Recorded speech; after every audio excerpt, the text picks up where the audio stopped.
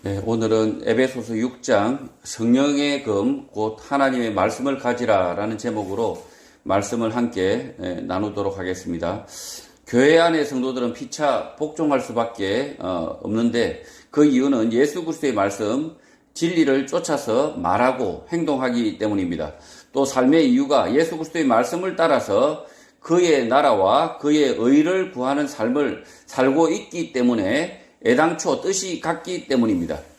교회 안의 성도들이 피차 복종하지 못하는 이유는 누군가 거짓을 말하고 있을 때입니다. 자신의 생각, 자신의 견해를 하나님의 뜻, 예수 그리스도의 말씀, 진리라고 주장하기 때문이고 그 주장의 결과는 보지 않아도 압니다. 그 성도의 말과 행동이 예수 그리스도의 말씀, 진리에서 출발했는지를 살펴서 아니라면 그 즉시 무시하고 떠나야 하는 것입니다. 말씀을 따르지 않는 교회, 성도들을 떠났다면 성도는 혼자 남을 게 아니라 말씀만을 구하는 성도들과 연합을 해야 합니다. 가장 작은 교회는 가정이고 두 가정이 모이면 좋고 세 가정이 모이면 더 좋고 더 많이 모여 예수님의 말씀과 명령을 따른다면 그 교회가 세상 속에서 사람들을 구원하는 방주가 되는 것입니다. 교회 안에서 성도가 서로 피차 복종해야 되는데 그 복종할 수 있는 이유는 모든 성도가 예수 그리스도의 말씀이 그들의 삶의 기준이 될 때 그렇게 된다는 것입니다.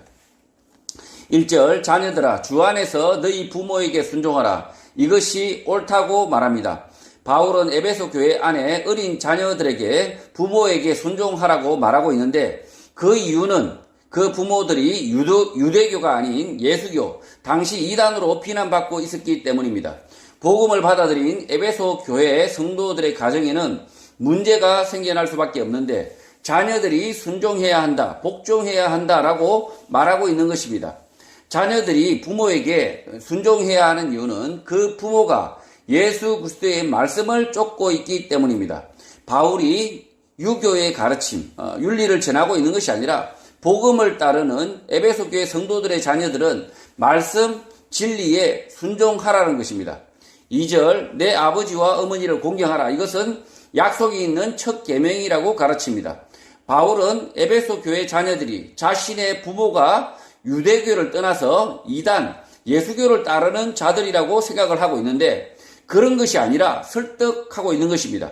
복음을 따르는 것이 유대교에서 중요하게 가르치고 있는 모세가 받은 10계명에서 보상, 약속이 있는 계명, 5번째 계명, 5계명, 부모 공경 계명을 따르는 것과 전혀 상충하지 않는다는 것입니다. 지금 이 에베소 교회 자녀들은 걱정을 하는 겁니다. 걱정을 하는데 신종 예수교를 따르는 자기 부모가 뭔가 잘못됐다라고 생각하고 있는데 지금 바울은 아니다라고 이야기하는 거죠. 아니다. 지금 너희 부모의 그 복음을 따라가는 것이 맞다라고 이야기하는데 그리고 이 바울이 10계명에 5계명을 들어서 설명하고 있다는 거죠. 유대교에서 아주 중요하게 여기는 10계명을 이 예수교도 그대로 더 완전히 계명의 완성이라는 거죠. 지금 이 예수교 그러니까 복음이 그들이 받아들였던 그 부모가 에베소 교회 부모가 받아들였던 그 복음이 실제로는 구약의 그 10계명을 온전하게 지키는 자들이다라고 지금 바울이 소개하고 있다는 겁니다. 3절 이로써 내가 잘되고 땅에서 장수한다고 바울이 말합니다. 이 말씀은 출애굽기 20장 12절의 말씀 인용입니다. 출애굽기 20장 12절입니다. 내 부모를 공경하라. 그리하면 내 하나님 여호와가 내게 준 땅에서 내 생명이 길리라. 바울은 자신의 부모를 공경하면 이 땅에서 오래 살 수 있다, 장수할 수 있다라고 말하고 있는데 그렇게 말하는 이유는 핍박받는 에베소 교회 성도 자녀들이 앞날을 걱정하고 있기 때문입니다. 에베소 교회 성도 자녀들은 무병장수했을까요? 복음으로 인하여 자신의 부모와 불화하고 다투고 싸우고 근심했다면 단명했을 수 있지만 온 가족이 복음을 쫓아 살고 어려운 여건 속에서도 근심하지 않고 믿음으로 성실하게 살았다면 핍박을 받는 상황임에도 오랫동안 살아서 복음을 전했을 것 같습니다. 그러나 장수, 이 땅에서 오래 사는 것이 복의 기준은 아닙니다. 모세에게 십계명을 줄 당시에는 광야에서 생활하고 있었고 약속의 땅 가나안에 들어가기 전이었기 때문에 그 땅에 정착하고 그 땅을 지키고 오랫동안 사는 것 자체가 어려운 일이었기 때문에 광야에서 태어난 자녀들에게 그 부모를 공경하고 하나님의 약속을 받을 때 보상, 약속이 있는 계명을 주신 것입니다. 결국 부모 공경의 계명은 자녀들도 하나님을 믿는 믿음으로 살아야 한다라는 것입니다. 지금 광야에서 태어난 자녀들은 자기 부모가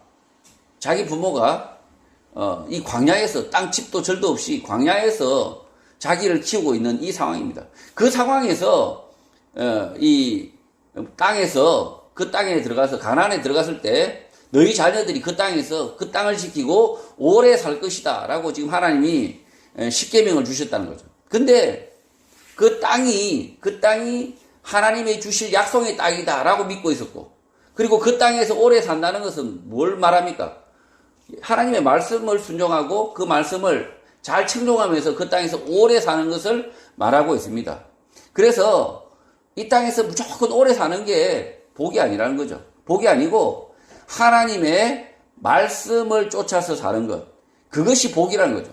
지금 이 에베소 교회 부모들은, 에베소 교회 성도 부모들은 지금 이단, 신종, 예수교, 사람들이 많이 믿지 않는 예수교, 바울이 전한 그 복음을 받아들이고 있다는 거죠. 그러면 그 자녀들이 볼 때 자기 부모가 미쳤구나, 자기 부모가 제정신이 아니구나 라고 생각할 수 있는데 그렇지 않다는 거죠. 바울이 그렇지 않고 이것은 하나님의 약속이다, 그 약속을 믿어라, 자녀들에게 안심하라고 지금 말씀하고 있다는 겁니다. 4절, 또 아비들아 너희 자녀를 노엽게 하지 말고 오직 주의 교훈과 훈계로 양육하라고 합니다. 이 말씀은 앞선 구절과 연결되는 말씀이고 부모를 공경해야 할 이유를 설명하고 있는 구절인데, 개역 개정 성경 번역에서는 앞의 구절과 분리하여 부모들에게 주는 교훈, 명령으로 잘못 이해할 수 있는 것 같습니다. 킴 제임스 영문 성경에서 단어 연결들을 보면 에베소 교회 자녀들이 부모를 공경하고 그 부모에게 순종해야 하는 이유는 그 부모가 자녀를 노엽게 하지 않고 주의 뜻을 따르고 있기 때문이다 라고 이해되는 것입니다. 자, 그러니까 지금 에베소 6장 킹 제임스 영문 성경을 보면 and와 but으로 이 문장이 만들어져 있습니다.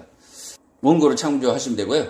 and 그리고와 but 그러나가 연결된 문장인데, 아이들을 노엽게 하지 말고 그러나 주의 교훈과 훈계로 양육하라 라고 번역을 하면 어색한 것입니다. 그래서 앞의 구절과 이어서 생각하면 에베소 교회 자녀들이 자신의 부모에게 순종해야 하는 이유는 그 부모가 자녀들을 노엽게도 하지 않았고 그러나 주의 교훈과 훈계로 양육하고 있기 때문이라는 것입니다.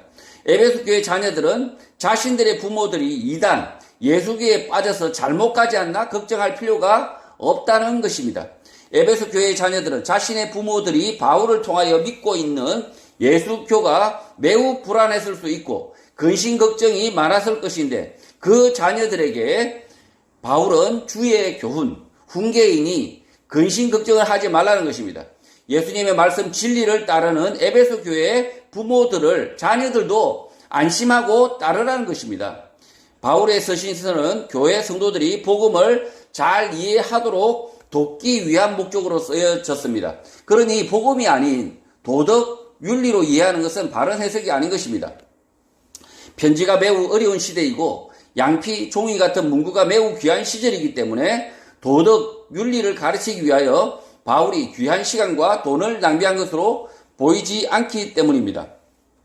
지금 이 4절에 대한 해석이 아비들이 너희 자녀를 노엽게 하지 말고 주의 교훈과 훈계로 양육하라 라고 이렇게 명령한 것이 아니라는 거죠. 실제로는 너희 아비들은 노엽게도 하지 않았고 주의 교훈과 훈계로 양육하고 있으니 너희 부모의 그 복음을 너희도 받으라 라는 뜻으로 지금 바울이 말하고 있다는 거죠. 그래서 마치 이걸 갖다가 이게 4절을 뚝 띄어서 부모들에게 주는 명령처럼 이렇게 설명하는 교회가 많습니다. 그런데 자세히 보면 그렇지 않다는 거죠. 이 and와 but으로 이렇게 이어져 있는데, 왜 그런가라고 지금 이렇게 바울이 설명하고 있다는 거죠.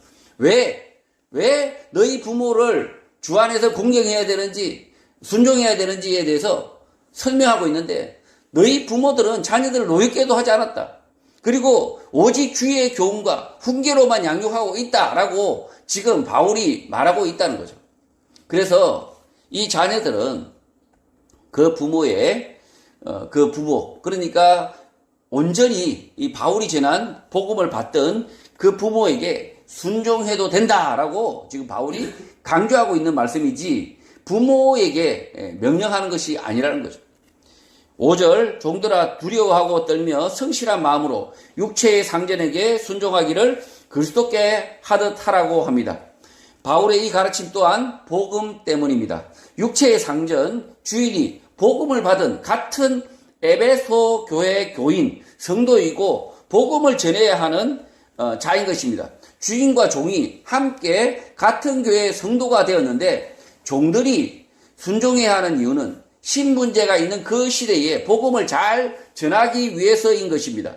노예제 신분제를 성경이 옹호하고 있다. 바울이 지지하고 있다고 생각하면 잘못된 생각입니다. 주인이 예수 그리스도를 믿고 있고 그 말씀 진리대로 산다면 그를 돕는 것이 예수 그리스도 복음을 전하는 일이기 때문입니다. 교회 성도들이 교회 목회자들과 협력하는 이유는 성도와 목사, 신분, 지위 때문이 아니라 그 목사가 전하는 것이 예수 그리스도의 말씀, 진리이기 때문에 적극 협력하라는 것입니다.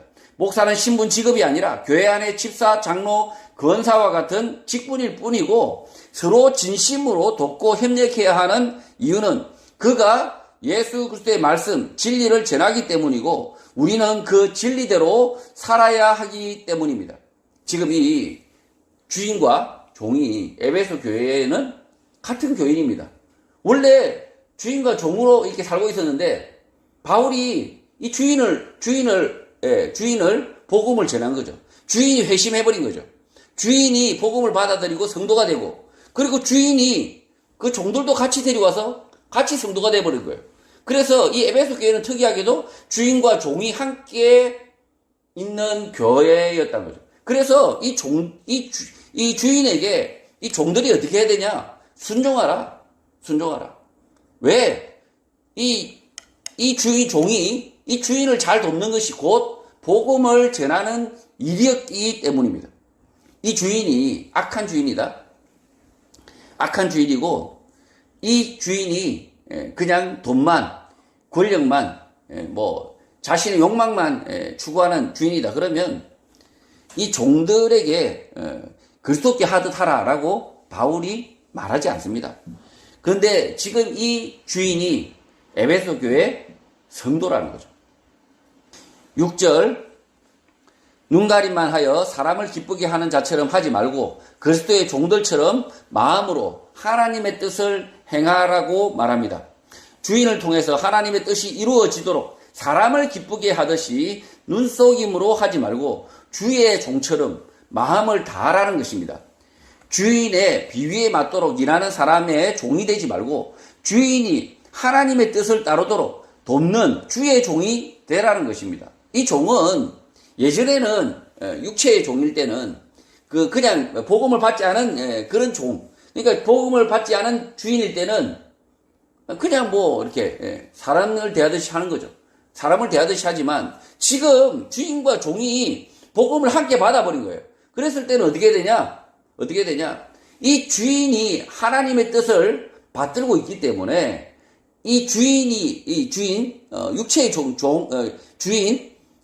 하나님의 뜻을 받들고 있기 때문에 이 종이 이 주인을 섬길 때 주의 종이다라는 거예요. 주의 종. 그래서 주인이 엉뚱한 짓을 하지 않는지 잘 지켜보고 그를 도우라는 거죠. 이 주인이 복음을 전하는데 엉뚱한 짓을 삥땅을 한다든지 남을 때린다든지 이러면 그 종이 가서 주인을 구원해야 되는 거죠. 그렇게 복음을 따르지 않는 그런 일을 하면 안 된다라고 종이 종이 하나님의 뜻을 따르도록 주인을 설득하라는 거죠. 7절 기쁜 마음으로 섬기기를 주께 하듯 하고 사람들에게 하듯 하지 말라고 합니다. 사람들에게 하듯 하면 주인이 잘못된 길을 가더라도 종은 모른 척해야 합니다. 그러나 에베소 교회 종들은 같은 교회의 성도인 주인에게 그렇게 하지 말라는 것입니다. 주인이 믿는 복음을 쫓아서 기쁘게 섬기는데 주께 하듯 하라는 것입니다. 무조건 맹신하는 것이 아니라 주인도 하나님의 뜻, 주의 뜻을 따르도록 종이 도우라는 거죠. 8절 이는 각 사람이 무슨 선을 행하든지 종이나 자유인이나 주께로부터 그대로 받은 줄을 안다고 말합니다. 하나님의 일, 선한 일을 하는데 그 일은 주인이나 종이나 예수 그리스도로부터 받은 일이다 라고 말하는 것입니다. 복음을 전하는 일에 동참하는 주인과 그 주인을 돕는 종에 대하여 차별이 없다. 주인과 종 모두 예수 그리스도로부터 받은 일을 하는 것이다 라는 것입니다. 복음을 전하는데 어떤 사람은 설교자로, 어떤 사람은 예배 인도자로, 어떤 사람은 안내자로 봉사할 수 있으나 그 일 모두 예수 그리스도로부터 받은 일이고 같은 일을 한다는 것입니다. 주인과 종, 높고 낮음이 없고 예수 그리스도로부터 받은 일을 함께 하는 것입니다. 지금 에베소 교회는 특이하게도 주인과 종이 이 교회 안에 함께 있습니다. 함께 있는데 지금 바울은 이 일을 하는데 복음을 전하는 일을 주인이 하고 종이 그 돕고 있는 이런 관계 속인데 다른 사람들이 볼 때는 바깥에 외부 사람들이 볼 때는 이 사람이 주인이고 이 사람이 시키는 일을 이 종이 하는 것처럼 보이지만 그러나 이 두 일이 다 주인이 그 시키는 그 일도 종이 그 주인의 명령을 따라서 하는 그 일도 다 어디로부터 왔냐면 예수 그리스도로부터 왔다는 거죠. 예수 그리스도께서 하신 일을 이 주인과 종이 똑같이 한다. 그래서 하나님 나라에 가서는 이 주인과 종이 차별이 없다는 거죠. 주인이 한 일이 곧 종이 한 일이고 이 종이 한 일이 주인이 한 일이라는 거죠. 그래서 지금 아마 이 로마 시대에 주인이 종에게 일을 시킵니다. 돈벌이를 시키는 게 아니라 이 주인이 복음을 받은 주인이 전도지를 만들어서 저쪽 집에 가서 저쪽 집 종들에게 전해라 이러면 이 종은 돈벌이를 하는 것이 아니라 복음을 들고 저쪽 집에 가서 복음을 전하는 거죠. 주인이 하나님을 믿는 예수 그리스도의 복음을 들은 주인이기 때문에 돈벌이만 시키는 것이 아니라 그 종들에게 복음을 전하라고 일을 시킨다는 거죠. 그러면 그 종은 주인이 명이지만 그 주인의 명이겠습니까? 예수 그리스도의 명령이다. 이것은 예수 그리스도께서 종에게 주신 일이다라는 거죠. 9절 상전들아 너희도 그들에게 이와 같이 하고 위협을 거치라. 이는 그들과 너희의 상전이 하늘에 계시고 그에게는 사람을 외모로 취하는 일이 없는 줄 너희가 알기 때문이라고 합니다. 이 말씀을 킹 제임스 영문 성경을 보면 그 뜻을 명확하게 이해할 수 있습니다. 지금 이 개역 개정 성경이 조금 이 말씀을 너무 이렇게 신심이 많다 보니까 조금 번역이 좀 엉뚱하게 되어 있습니다. 그래서 이 그러니까 원문에 그래도 가까운 성경, 에베소서 6장 킹 제임스 버전의 영문 성경을 보면 지금 이 주인이 위협하고 거친다. 위협을 거치라. 종들에게 위협하는 것처럼 이렇게 기록이 되어 있지만, 번역이 되어 있지만, 그렇지 않다는 거죠. 오히려 이 forbearing, threatening, 그러니까 위협을 참고 인내하라. 이렇게 되어 있습니다. 그러니까 이 에베소서 6장 킹 제임스 영문 성경에 보면 위협을 참고 인내하라. 뭐냐면, 이것은 종들을 위협하는 것이 아니라 이 세상 위협으로부터 종들을 보호하라는 겁니다. 자신의 종들, 복음을 믿고 있는 종들을 주인이 그 종들을 보호하라는 거죠. 주인은 외부 위험을 감수하고 종들과 같이 주의 일을 하라는 것입니다. 종들과 함께 주인도 하나님 나라에서는 사람의 외모, 겉모양, 신분을 따라 하나님이 대하지 않기 때문에 종들보다 더 열심히 주의 일을 하라, 복음을 전하라는 것입니다. 개역 개정 성경에서 주인이 종들에 대한 위협을 거치라고 번역하는 것은 맞지가 않고 외부 위험을 감수하고 종들을 보호하고 함께 일하라는 것입니다. 사람을 외모로 취하지 않는다는 말씀은 구약 신명기 10장 17절의 인용입니다. 신명기 10장 17절입니다. 너희의 하나님 여호와는 신 가운데 신이시며 주 가운데 주시오 크고 능하시며 두려우신 하나님이시라. 사람을 외모로 보지 아니하시며 뇌물을 받지 아니하시고. 바울은 하나님 나라에서 하나님은 종이나 주인을 구분하지 않는다는 것을 신명기를 통하여 명확하게 밝힙니다. 목사나 평신도나 종이나 주인이나 천국에서는 겉모양 신분으로 구분하지 않는데 그 했던 일을 통하여 구분하는 것입니다. 그가 하는 일이 예수 그리스도의 일을 했느냐 아니면 시간 낭비, 돈 낭비, 자기 일 쓸데없는 일을 했느냐 구분한다는 것입니다. 자, 지금 이 구절 말씀에 이 종들을 위협하는 것을 거치라라고 하는 것은 종들에 대한 것이 아니고요. 번역이 잘못되어 있는 겁니다. 여기 보시면 주어가 없고 주어와 목적어가 분명하게 없는 짧은 두 단어로 만들어져 있습니다. 이 forbearing and threatening. 그래서 위협과 그 다음에 견디는 것. 이 두 단어가 있단 말이에요. 이 두 단어를 잘못 해석했다는 거죠.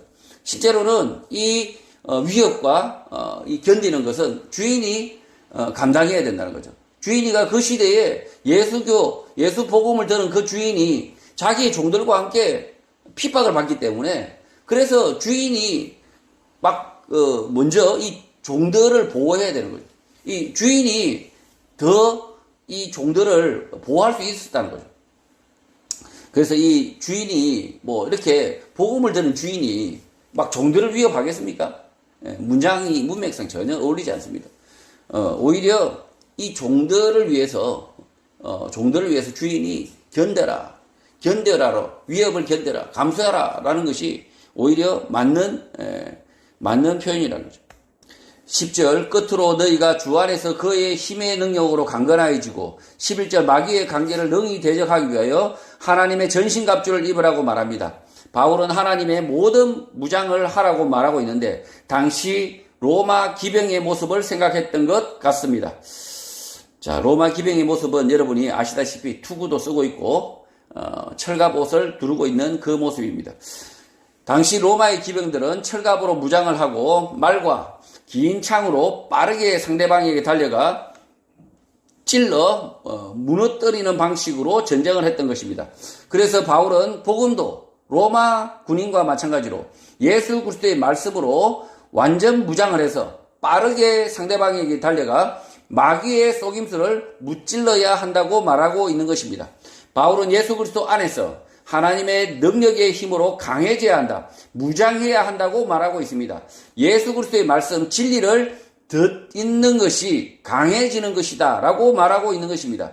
예수 그리스도의 말씀, 진리로 완전 무장을 하면 능히 마귀의 속임수, 거짓말을 분별하고 대적할 수 있다는 것입니다. 오늘 한국 사회에 수많은 가짜, 거짓말들이 많습니다. 이 마귀의 속임수, 거짓말을 구분하여 맞서 싸울 수 있는 능력, 힘은 결국 예수 그리스도의 말씀으로 교회가 무장하고 그 말씀대로 사는 훈련을 함께 하는 길 외에는 없는 것입니다. 교회 공동체는 말씀을 함께 배우고 함께 실천하는 공동체, 마귀의 속임수를 분별하고 맞서 싸우는 공동체인 것입니다. 지금 로마 기병들이 보면 당시 로마 기병들은 투구, 그 다음에 철갑옷을 두르고 그리고 아주 긴 장창이죠, 장창.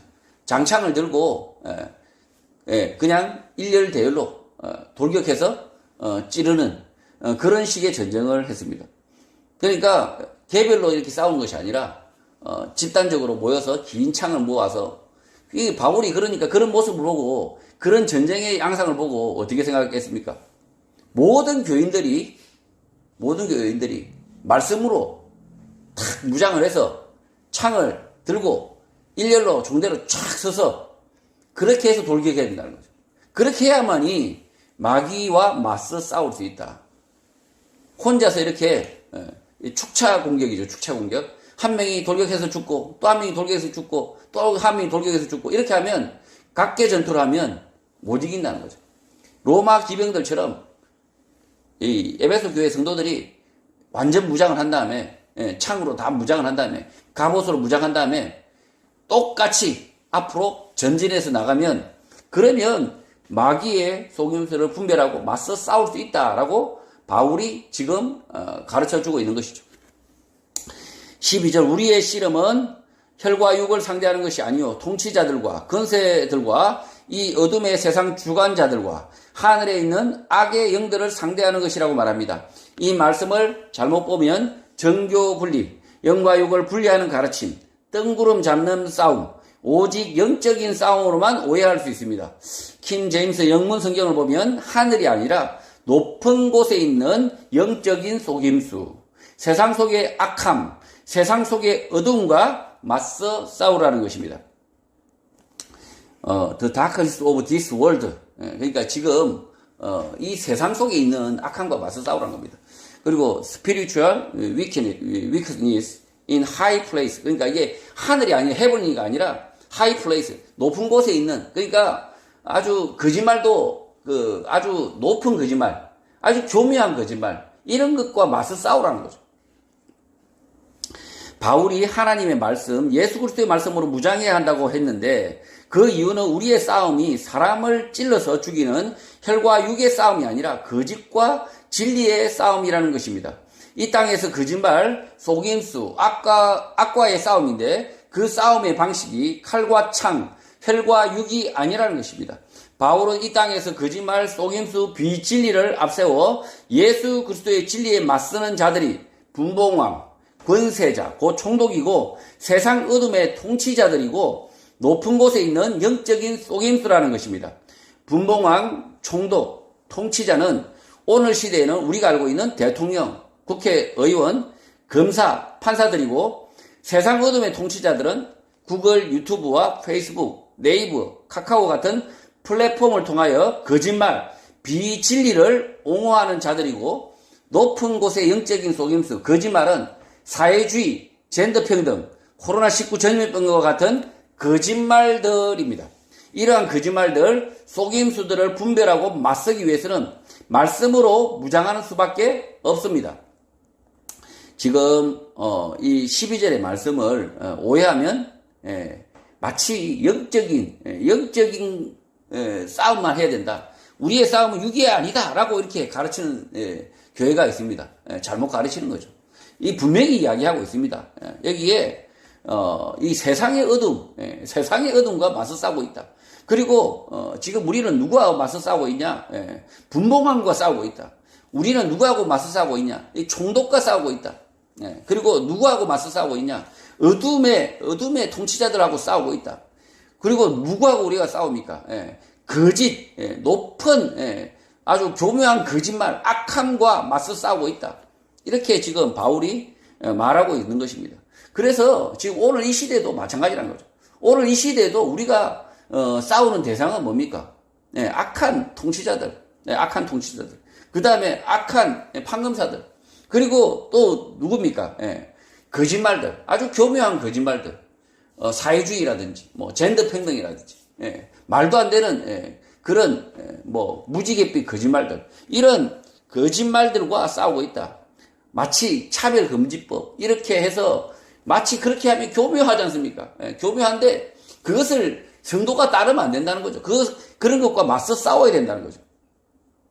그래서 지금 바울이 권면하는 것은 결국은 뭐냐? 12절에서 권면하는 것은 혈과 육의 방법이 아니라는 거죠. 그래서 말씀으로 무장해야 된다는 거예요. 주의 말씀, 주의 진리로, 예수 그리스도의 진리로 무장해서 그리고 혈과 육의 방법이 아니라 예수 그리스도의 방법으로 싸워야 된다는 거죠. 13절 그러므로 하나님의 전신갑주를 취하라. 이는 악한 날에 너희가 능히 대적하고 모든 일을 행하기 위해 서기 위함이라고 합니다. 악한 날에 모든 거짓말, 속임수와 맞서 싸웠음에도 불구하고 복음을 전하고 가르치는 일을 모두 다 할 수 있고 그러고도 살아남을 수 있다고 말하는 것입니다. 세상 악과 맞서 싸우면 복음을 전하고 가르치는 일을 하지 못한다라고 생각하는 이원론적인 생각을 하는 사람들이 있습니다. 그래서 자신은 복음을 전하는 일만 하겠다라고 말하는 사람들이 있습니다. 잘못된 생각인 것입니다. 에베소 6장 13절 킹 제임스 영문 성경을 보면 having done all 이렇게 되어 있습니다. 이 모든 일을 한다라고 하고 있는데 이 모든 일은 복음을 전하는 그 일입니다. 그리고 그 복음을 전하는 그 성도는 세상 악과 맞서 싸운다는 거죠. 또 그 일도 하고 이 일도 할 수 있다는 거죠. 복음을 전하는 일과 세상 악과 맞서 싸우는 일이 다른 일이 아니라 동시에 벌어지는 일이라는 거죠. 바울이 말씀의 전신갑주를 입어야 하는 이유는 전방위적으로 악과 맞서 싸우고도 주님이 주신 일을 모두 다 하고 서 있을 수 있다. 그러니까 꼿꼿하게 서 있다. 죽지 않을 수 있다고 말하고 있는 것입니다. 시민운동, 애국운동을 하는 오늘 한국교회 성도들은 말씀, 진리로 무장해야 합니다. 성도가 말씀, 진리로 무장하지 않으면 실컷 세상 악과 맞서 싸우다 죽을 수 있다. 악과 싸우다 악한 것만 실컷 배울 수 있다. 복음을 전하고 가르치는 일도 할 수 없게 된다라고 바울이 말하고 있는 것입니다. 그러니까 이게 시민운동, 애국운동을 우리 그리스도인들은 해야 됩니다. 해야 되는데 말씀으로 진리로 무장을 하지 않으니까 시큰 악과 싸우다가 악을 배워버린다는 거죠. 예. 악한 놈들하고 싸우다 보니까 악을 닮아가 버린다는 거죠. 그리고 열심히 싸우다 보니까 지쳐버린다는 거죠. 예. 악과 싸우다가 복음 전하는 것도 내팽개 쳐버린다는 거죠. 예. 에라 모르겠다 이렇게 된다는 거죠. 그래서 바울이 권면합니다. 뭐라고 권면하냐? 말씀으로 진리로 무장해야 된다. 14절 그런즉 서서 진리로 너희 허리띠를 띠고 의의 호신경을 붙이고 15절 평안의 복음이 준비한 것으로 신을 신으라고 합니다. 바울은 로마 군병의 모습을 통하여 말씀으로 무장해야 한다라는 것을 구체적으로 설명하고 있습니다. 누워있지 말고 서서 이렇게 이야기하고 있습니다. 누워있지 말고 임무를 수행하기 위하여 서라고 합니다. 세상 악과 맞서 싸우고 복음을 전하기 위해서 눕지 말고 서라는 것입니다. 그리고 가장 먼저 진리로 허리띠를 띠라고 말합니다. 진리, 말씀으로 중심을 잡아야 한다고 말합니다. 전신갑주가 허리의 띠를 통하여 묶여있게 되는 것입니다. 두 번째가 의의 호신경인데 호신경은 가슴을 보호하는 철갑입니다. 이렇게 가슴에 이렇게 딱 가슴을 보호하는 이 철갑을 호신경이라고 합니다. 가슴에 하나님의 의가 있어야 한다. 그의 의를 추구해야 한다는 것입니다. 이 가슴이 추구해야 될 것은 의라는 거죠. 하나님의 의를 추구해야 된다. 이것이 이 성도의 호신경이라는 거죠. 세 번째, 평화의 복음이 준비한 것으로 신을 신으라고 하는데 군인이 신는 신발입니다. 예수 그리스도의 죽으심과 부활하심이 전파되는 것, 그것이 평화의 복음이 준비한 것, 계획된 것인데 그 일을 하라는 것입니다.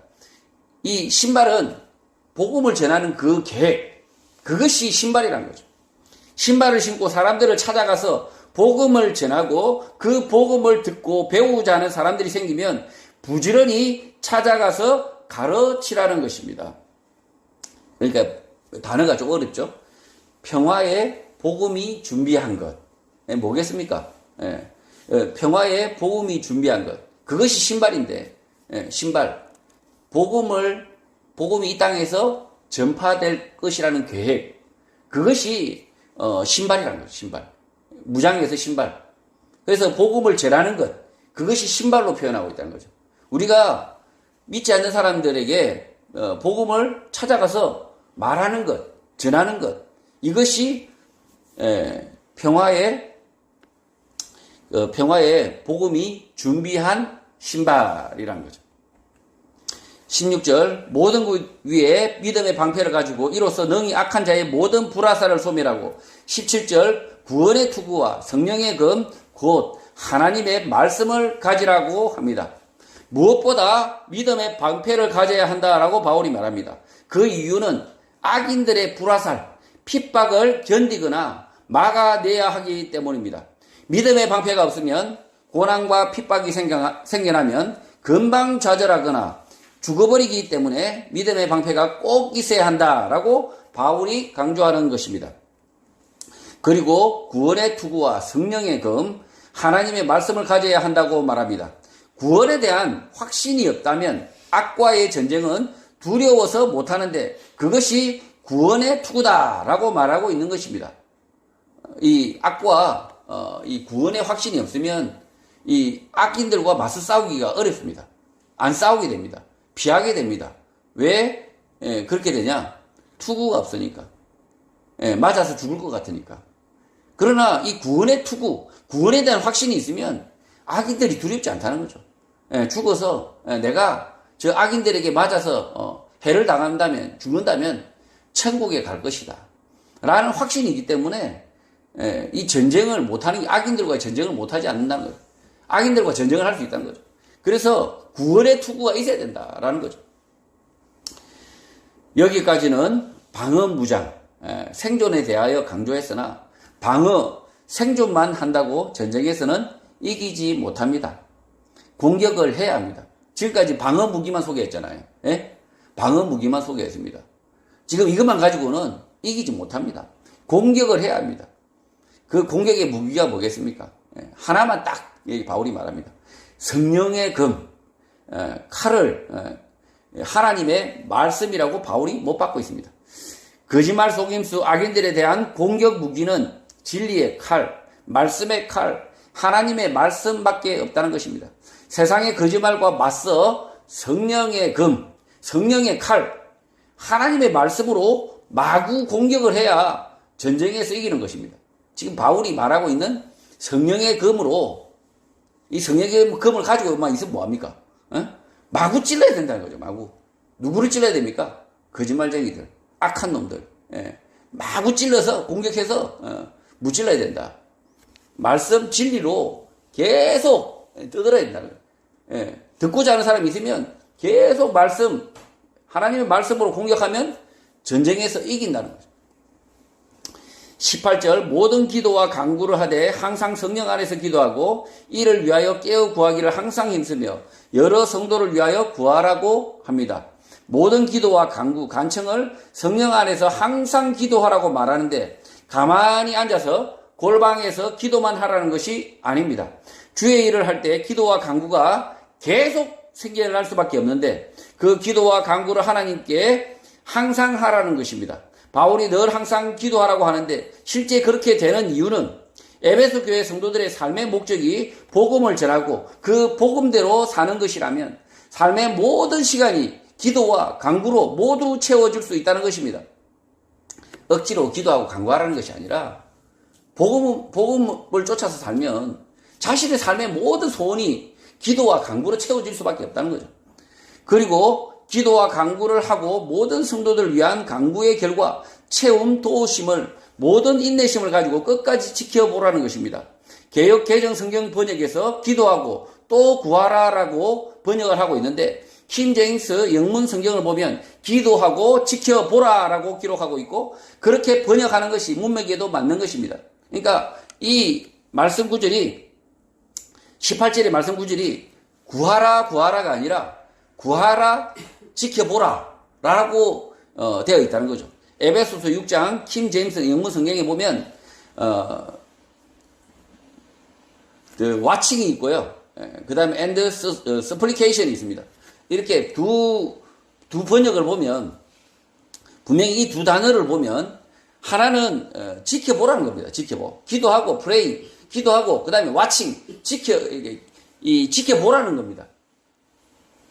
구하라가 아니고 구하고 지켜보라라는 것이 바울이 말하는 바가 맞는 것입니다. 기도하고 그 결과를 기다릴 때 모든 인내심으로 하나님이 모든 성도들을 위하여 채워주심, 응답하심을 기다리라, 지켜보라는 것입니다. 금방 응답할 줄 알고 촐싹맞게 안절부절 하지 말라는 것입니다. 지금 이 18절의 말씀을 자세히 보면 바울은 막 기도하지 않습니까? 기도하고 간구하고 그렇게 하고 나서 뭐 하라고 그랬습니까? 지켜보라. 하나님이 어떻게 채워주시는가, 응답하시는가, 지켜보라. 그 지켜보는데, 금방 응답할 줄 알고 철상맞게 그냥, 안달복달 하지 말라는 거죠. 모든 인내심으로 지켜보라. 라고 지금 바울이 권면하고 있다는 거죠. 19절, 또 나를 위하여 구할 것은 내게 말씀을 주사 나로 입을 열어 복음의 비밀을 담대히 알리도록 기도하라고 말합니다. 이 구절도 킹 제임스 영문 성경을 보면 오해가 없을 듯 합니다. 킹 제임스 영문 성경을 보시면요, 바울은 자신을 위하여 기도를 하는데 자신에게 언변, 달변을 달라고 기도하라고 부탁합니다. 바울에게 언변, 달변이 필요한 이유는 자신이 용감하게 입을 열어서 믿지 않는 사람들이 복음의 비밀을 알게 하는 데 있다라고 말하는 것입니다. 바울이 실제 구하는 것은 개역, 개정 번역대로 말씀이 아니라 아드런스, 언변, 달변, 유창하게 말하는 것인데 그 이유는 바울이 복음을 전해야 하는 사람이 로마인, 그리스인, 히브리인 등 다양한 민족 사람들이고 언어도 제각각이기 때문입니다. 지금 바울이 나를 위해서 기도해 주세요라고 지금 부탁을 하고 있는데 19절에 여기 보면 내게 말씀을 주사가 아니라 실제로는 너무 이렇게 이 번역을 하실 때 이 성경 번역하시는 분들이 너무 신심이 있으셔가지고 우리 바울 사도는 이런 것을 구하지 않았을 것이다 라고 생각하면서 이것을 말씀을 주사하라고 이렇게 기도하라고 이렇게 부탁한 것처럼 보이지만 그렇지 않다는 거죠. 원문 뜻을 보면 이 아드런스, 그러니까 이 달변을 달라는 거죠. 버벅거리지 않도록. 이 바울이 왜 그러냐? 지금 로마인도 있죠. 그리스인도 있죠. 뭐 히브리인도 있죠. 이렇게 다양한 사람들이 있는데 그 각각의 언어들이 있는데 그래서 바울이 이 로마인에게는 로마인의 말로, 그리스인에게는 헬라어로 이렇게 말해야 되지 않습니까? 그때 버벅거리지 않도록 바울이 자기가 버벅거릴까봐 그래서 지금 이렇게 에베소 교회 성도들에게 기도를 부탁하고 있다는 거죠. 이 말씀에 대해서는 바울이 그 누구보다 잘 압니다. 말씀에 대해서 그 누구보다 잘 알기 때문에 굳이 내게 말씀을 주사 이렇게 말하고 있지 않다는 거죠. 그래서 이걸 너무 이렇게 신심이 가득하다 보니까 그러다 보니까 이렇게 번역이 조금 과하다는 거죠. 20절, 이 일을 위하여 내가 세사슬의 메인 사신이 된 것은 나로 이 일에 당연히 할 말을 담대히 하게 하려 하심이다 라고 말합니다. 바울은 로마 감옥에 갇히는데 자신을 세사슬에 묶인 사신, 메신저라고 말하고 있는 것입니다. 바울이 감옥에 갇히는 이유는 복음을 담대히 전하기 위함이고 말할 수밖에 없게 만들었다는 것입니다. 바울이 체포가 되면 재판을 할 수밖에 없고 재판을 하게 되면 피고인 바울이 자신을 변론할 수밖에 없는데 그 변론의 내용이 복음이라는 것입니다. 21절, 나의 사정 곧 내가 무엇을 하는지 너희에게도 알리려 하노니 사랑을 받은 형제요 주 안에서 진실한 일꾼인 두기고가 모든 일을 너희에게 알려줄 것이라고 합니다. 바울의 편지를 들고 두기고가 에베소 교회에 방문을 하여 바울이 그간 사정을 자세히 말할 것이다 라는 것입니다. 두기고의 영문 이름은 타이키어스이고 헬라어로 티키코스, 그러니까 행운, 유쾌함이라는 뜻을 가지고 있습니다. 두기고는 이름대로 사람들의 사랑을 받는 형제였고 바울에게서 주 안에서 진실한 일꾼이라는 평가를 받고 있는 사람인 것입니다. 두기고는 복음을 들은 아시아인, 에베소인으로 바울의 동력자로 알려져 있습니다. 22절, 우리 사정을 알리고 또 너희 마음을 위로하기 위하여 내가 특별히 그를 너희에게 보내었다라고 바울은 말합니다. 두기고는 바울과 함께 동역을 하고 있어 바울의 사정을 잘 알 뿐만 아니라 이방인인 에베소 교회의 성도들과도 친분이 있어서 에베소 교회 성도들의 마음을 위로할 수 있다. 그래서 그를 보낸다라고 말하는 것입니다. 에베소 교회 성도들에게 바울이 옥에 갇혔다는 소식은 마음의 상처, 짐이 될 수 있었으나 두기고가 이 문제에 대하여 잘 설명하여서 에베소 교회 성도들을 위로할 수 있다라고 말하는 것입니다. 23절, 아버지 하나님과 주 예수 그리스도께로부터 평안과 믿음을 겸한 사랑이 형제들에게 있을지어다. 24절, 우리 주 예수 그리스도를 변함없이 사랑하는 모든 자에게 은혜가 있을지어다. 아멘으로 바울의 에베소 교회를 향한 편지글은 끝납니다.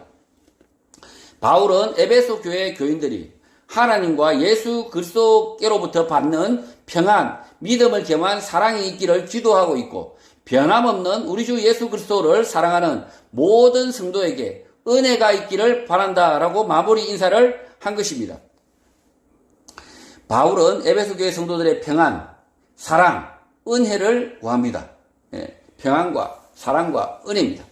바울이 구하는 평안은 죄로부터 단절되어서 누리는 평화이고, 사랑은 예수 그리스도의 말씀 진리를 구하는 삶이 그 사랑이고, 은혜는 악한 자들로부터 구원받는 것이 은혜인 것입니다.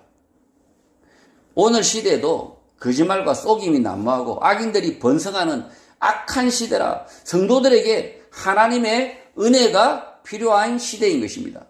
지금 이 은혜 받았습니다 라고 하면 어떻게 읽혀지나요? 한국교회에서 말씀에 감동받았습니다. 설교를 흥미있게 들었습니다. 이런 뜻이죠. 그러나 지금 바울이 말하는 은혜는 전혀 그런 게 아닙니다.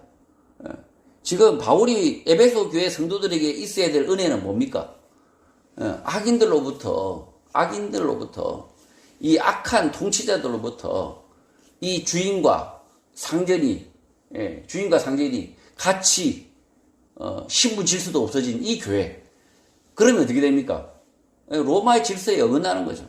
주인과 상전이 같이 막 밥을 같이 먹고 형제여 이러고 있으니 이 에베소 교회가 핍박받을 수밖에 없다는 거죠.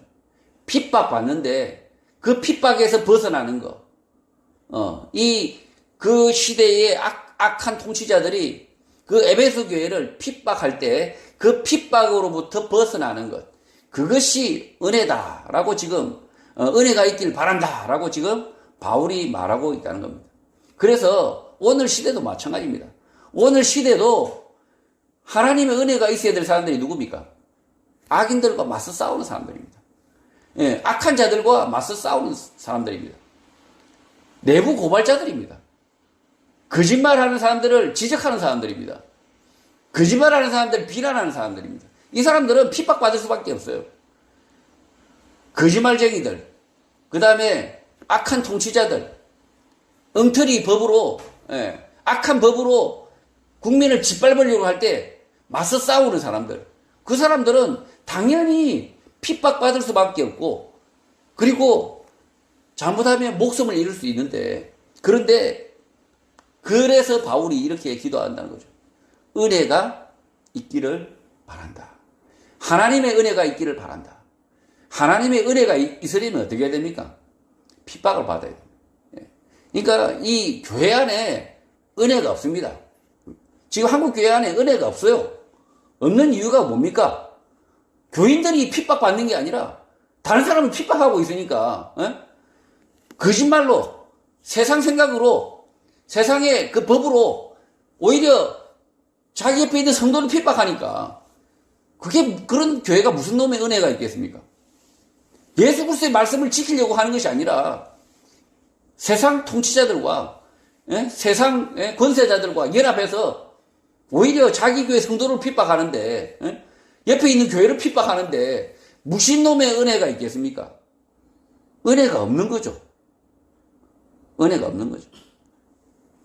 지금 은혜가 필요한 시대인데 은혜 받을 사람이 없는 거죠. 은혜 받을 사람이. 은혜가 필요 없는 시대가 돼버린 거죠. 성도 여러분, 바울의 에베소 교회를 향한 편지는 오늘 본문 말씀으로 끝이 났습니다.